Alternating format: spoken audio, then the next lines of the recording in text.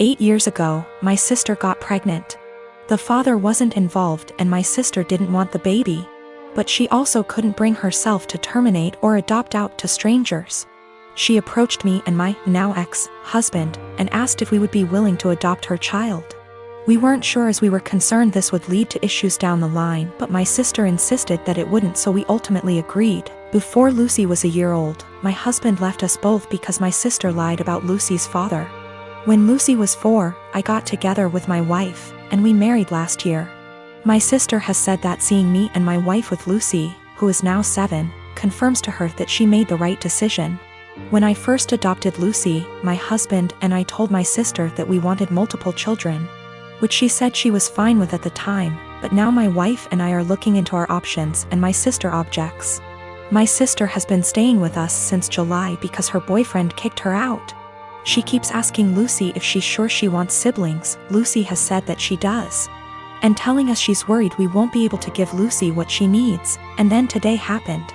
We had an online consultation with a fertility clinic to talk about sperm donation. We told my sister about it and asked her to keep an eye on Lucy while we talked. The Wi-Fi went randomly on and off 3 times during the session, booting us out of the call each time. The 3rd time, my wife went to check it and saw my sister holding the power cord, and Lucy trying to plug it back in.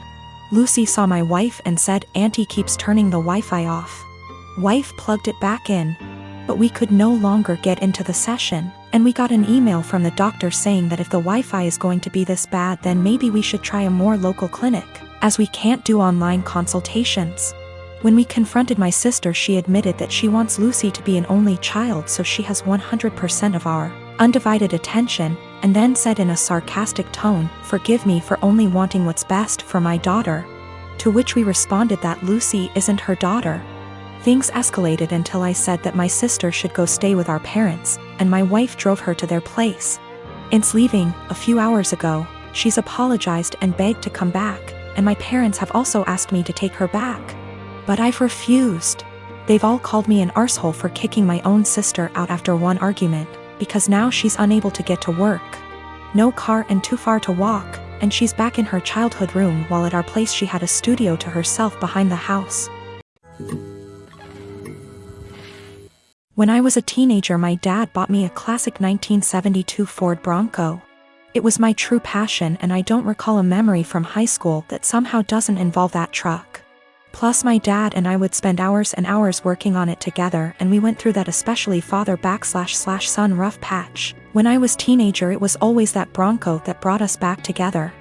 I made a huge mistake and sold the truck when I turned 19, and my dad died of a heart attack 2 months later, so while not logical, I've always felt a karmic connection between the two events. We had a baby in early February. She is our first and the light of my life. My wife is doing well, but she's back at work and she's realized that she hates all the daycares we've tried and really wants to be a stay-at-home mom, and plus she's still very hormonal from delivery. Lack of sleep and breastfeeding, so she's having a rough time and is angry a lot. I guess I need to say this. 2 weeks ago I was driving through our town's warehouse district and saw a Bronco that was pretty beat up but resembled mine. I stopped just for nostalgia's sake, and the owner came out and let me take a look inside. My dad and I had glued a wheat penny under the dash as sort of security measure, so I just sort of checked, and goddamned if it wasn't my Bronco. I asked him if he'd ever consider selling it. He said actually someone was on I-25 as we spoke from Colorado to buy it for $21,000. I freaked out and asked him if I could buy it right then and there for $23,000. He said if I could come up with the cash, yes. I had been procrastinating setting up a 529, so I had $12,000 in savings that my wife's parents had given us. I maxed out my credit card to Venmo, and my mom bought down a check for $4,000, and I drove away in my old car. It was like a dream come true. Like a literal dream come true. It needs a lot of work I can't afford right now, but it's mine. Like in my driveway, mine. Again. I can't even describe what a joy this is. My wife and her parents are furious with me. They feel I was deceptive, that a real man would have sacrificed anything and everything so my wife could go stay at home with his kids, and that's setting aside that they gave us the money for a college fund. My point is my daughter is only 6 months old, we have 18 years to set up a college fund of her. But this Bronco means everything to me, and if I wouldn't have acted it would have been gone forever. Now it can be that same connection between me and my kids. To me it's the literal meaning of happiness. I talked with my mom and she is basically going to buy the Bronco from me in order to refill the college fund and pay off the credit card. The $4,000 will be a gift and she's going to give me whatever I need to restore it. She's always been awesome to me and she's rather the money be spent now than wait for me and my sister's inheritance. I didn't tell my wife that my mom bailed me out and lied and said I found a buyer for the Bronco. I'll figure out how to cross that bridge when I get there, but my wife was so relieved that I had come to your senses. I don't want to disappoint her. It's going to take all my lying skills to pull this one off over the next few years. I'm a 28 and I have a sister. For the sake of story, I'll just call Jane. Jane is married to Bob and they have 2 kids, boy and a girl. My niece and nephew are wonderful kids and no trouble at all. They fight as siblings do, but nothing big. I love them. Now for about 2 years, I did live with my sister. It was a miserable time that really affected our relationship. She saw me as free labor, money, and babysitting. Even when I managed to get a small part-time job, she demanded I hand over nearly half my pay or get out. It was hell as she took completely advantage of me. I moved out as soon as I could and we have little contact outside of family gatherings. Now after I moved out, she started complaining how she has no help with the kids and never gets a break. I babysit sometimes, but I have made it clear, just 'cause I am off work, doesn't mean I want an 8-hour day with my niece and nephew. Anyway, she started talking about how she wanted to foster a kid. Not a kid but a teenager. I pressed her for more info on this. She wants to adopt a teenager so she has a live-in babysitter for her kids. This is her logic. I want a kid around 16 or 17, someone who may have been in the system for a while. They can share a room with your nephew.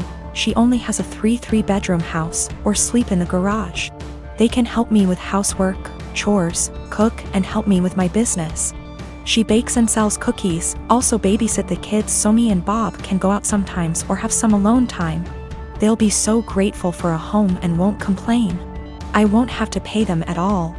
And then when they turn 18, I can just sign up for another foster kid. A teenager will be so much easier than a little kid. They will be grateful just to have a roof, food, siblings if they have been separated from their real ones, and clothes. I was horrified. Told her it was a horrible idea. She didn't listen to me. She went on with it anyway. About a month ago, a social worker showed up at my apartment to ask me some questions about my sister. She had put me down as a character witness or something like that. I immediately told the social worker why my sister really wanted to foster a kid and how she treated me when I lived with her. The lady thanked me. My sister called crying saying that she wouldn't be considered for any adoptions or fosters.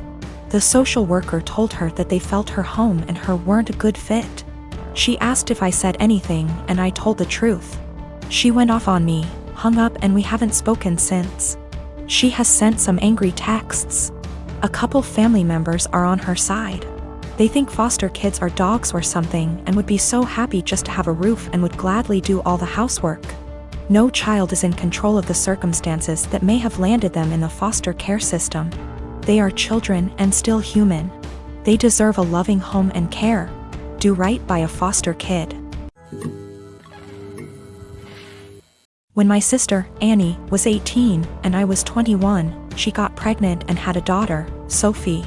She developed what we believe was postpartum depression, but was never diagnosed as she refused therapy. When Annie's school started up again, our mother took on all childcare of Sophie. As Mum took on more childcare, Annie seemed more like her old self, happy, outgoing, generally mentally healthy. Then within 6 months of Sophie's birth, Annie got pregnant again with another girl, Laura, and the cycle of PPD symptoms.